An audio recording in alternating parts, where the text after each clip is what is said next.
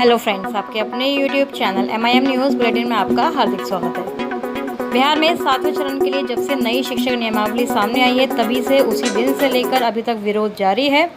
और इसी बीच जो है शिक्षक अभ्यर्थियों ने अपर मुख्य सचिव महोदय को पत्र भी लिखा है, ज्ञापन भी सौंपा है, जिसमें उन्होंने नियमावली 2023 में संशोधन करने के लिए कहा है। बहुत सारे उसमें पॉइंट्स उन्होंने जो है मेंशन किए हैं, मांगे रखी हैं अपनी। 7वें चरण की नई रिक्तियों के विरुद्ध सिर्फ और सिर्फ शिक्षक अभ्यर्थियों से ही आवेदन लिया जाए, ऐसा जो है अभ्यर्थियों का मानना है।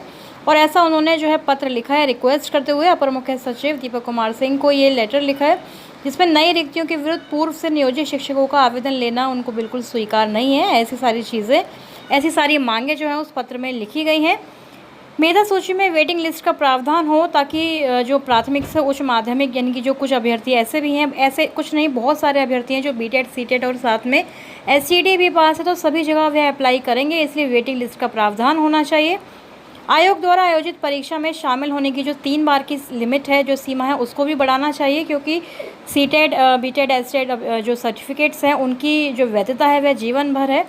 इसी प्रकार अगर ये सरकार को परीक्षा लेनी है तो परीक्षा का शेड्यूल जल्द से जल्द जारी किया जाए।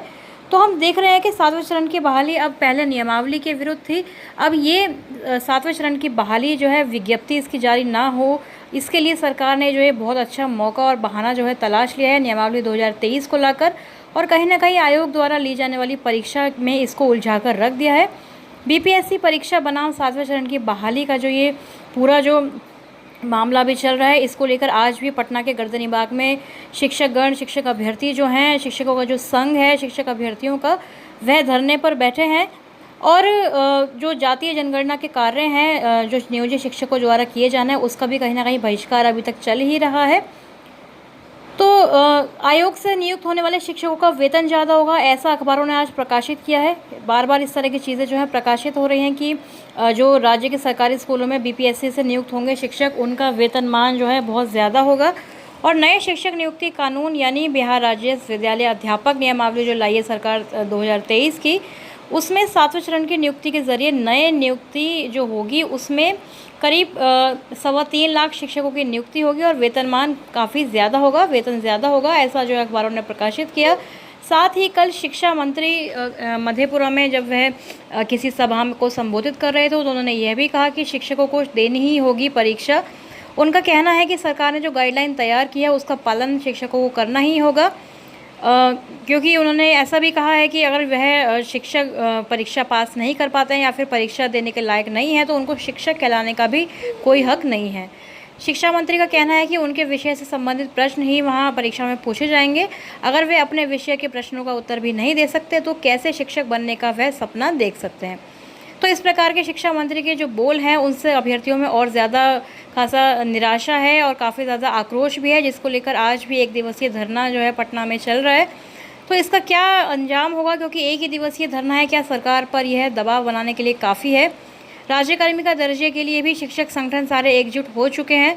और कल हमने देखा कि CPI ML ये जो विधायक है संदीप सौरभ, उन्होंने भी नई शिक्षक नियमावली और शिक्षक संगठनों, शिक्षक अभ्यर्थियों के साथ बैठक की। उन्होंने कहा कि नई शिक्षक नियमावली पर महागठबंधन के सभी दलों से सहमति नहीं ली गई, उनसे कोई राय नहीं ली गई है। उन्होंने बार बार इस चीज़ को कहा कि पहले वह नियोजन कर लें, उसके बाद परीक्षा की बात होनी चाहिए। जैसे डिपार्टमेंटल एग्ज़ाम होता है वह नियोजन कंप्लीट होने के बाद किया जाना चाहिए।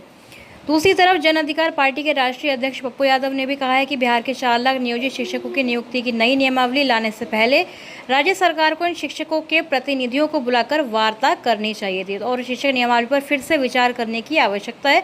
यानी कि चारों तरफ से नियमावली का जो है एक तरह से विरोध चल रहा है, लेकिन सरकार जो है अभी भी अपनी बातों पर, अपनी नियमावली 2023 पर बिल्कुल अड़ी हुई है। जब शिक्षा मंत्री बार बार ये कह रहे हैं कि परीक्षा देनी ही होगी, तो BPSC परीक्षा का जो इनको शेड्यूल है, तारीख है, सिलेबस है, वो सारी चीज़ें जारी करनी चाहिए थी, लेकिन ऐसा अभी तक कुछ भी नहीं हो पाया है। 20 अप्रैल तक रिक्तियाँ मांगी गई हैं माध्यमिक और उच्च माध्यमिक विद्यालयों की, और अभी जो जिलावार लेटर हैं वही जारी हो रहे हैं। तो कब तक ये रिक्तियाँ जो है मिलेंगी जिलों को और फिर ज़िले भेजेंगे इसको, सारी रिक्तियों को कोलैब करने में कितना ज़्यादा समय लगेगा, ये तो आप लोग अच्छी तरह समझ सकते हैं। दूसरी तरफ वीपीएससी परीक्षा का सिलेबस, परीक्षा का पैटर्न, परीक्षा का नोटिफिकेशन कब आएगा, इसके बारे में भी सरकार ने कोई खुलासा अभी तक नहीं किया है। सिर्फ यही कहा जा रहा है कि 2-3 महीने में, 4-5 महीने में ये सारी चीज़ें होंगी। तो जिस चीज़ का कोई फिक्स शेड्यूल, कोई फिक्स डेट ही नहीं है, उसको कितना ज़्यादा समय सरकार लगाएगी, ये आप लोग अच्छी तरह समझ रहे हैं। इसे सरकार पर लगातार दबाव बनाए रखना बेहद ज़रूरी है। तो इस वीडियो में फिलहाल यही सारी अपडेट्स हैं। आगे की 7 फेज़ की जो भी अपडेट्स आएंगी उनके लिए हमारे चैनल MIM न्यूज़ बुलेटिन को सब्सक्राइब आप ज़रूर कर लें। Thank you for watching.